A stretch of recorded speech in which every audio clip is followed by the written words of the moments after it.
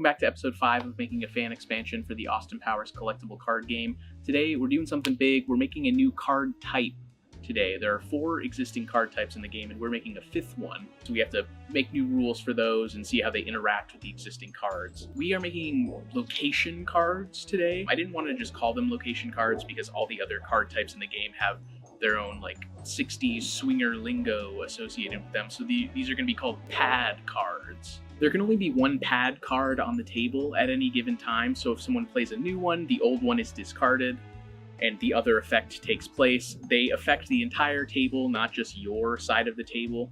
So they'll all have different effects. So we'll talk about those as we go. So for good pads, we have a couple standard ones. We have Austin's pad, which is going to give all good agents +1 vibe, any vibe you want. Just a pretty solid one to include in any good deck. You also have the British Intelligence Academy, which is going to give +1 to all assassins. Again, if you have like an assassin-focused deck, that could be good. And then you have Studio 69, which is going to give +1 to all shaggers. We also have the Geneva Maximum Security Prison. This will allow you to kidnap, the keyword kidnap that we introduced a couple episodes ago. It'll allow you to kidnap an agent from every opponent, kind of putting them in jail. And then when that pad leaves the table, they will get those agents back. Then we have the MOD Time Travel Hangar. This is the last good location that we have. It lets you kidnap a random scored card from every opponent. And then when this pad leaves the table, those cards will go back to their hands, rather back into their score pile. So playing in with that time travel thing of kind of reversing time, making it so they didn't score those cards and they go back in their hands. I hope that makes sense. I don't know. As far as evil pads go, we have Dr. Evil's Hollywood Lair, which is going to give +1 vibe to all evil agents. Pretty simple. We have Asahi Sumo Arena, which is going to kind of do what the Fat Bastard Sumo Wrestler card does, where you have to discard a card if you want to target any agent while this pad is out. We've got Roboto Industries, where at the beginning of every player's turn, they have to discard the top 2 cards of their deck, helping out that mill strategy that we talked about a couple episodes ago.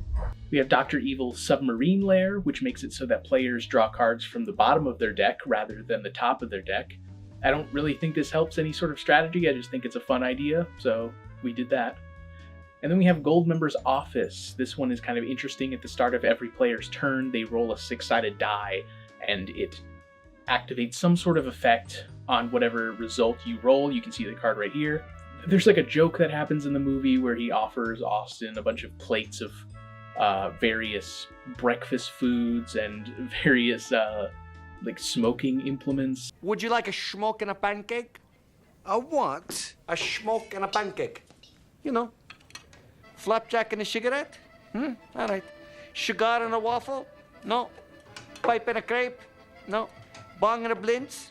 No. Oh, well, then there is no pleasing you. So any die roll will correspond to one of those, and they will have some sort of effect, such as drawing a card, or putting a gold counter on your agent, or putting a gold counter on someone else's agent. Or there's even, if you roll a 6, you just score one of your active agents, which is pretty good. So this one could be, you know, good or bad, depending on how you roll the die. So that's it. Those are our locations, our pad cards.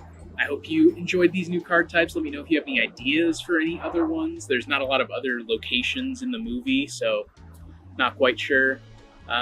Yeah, join us for the next episode. We're getting close. We're almost done with the whole set. So we'll see you guys next time.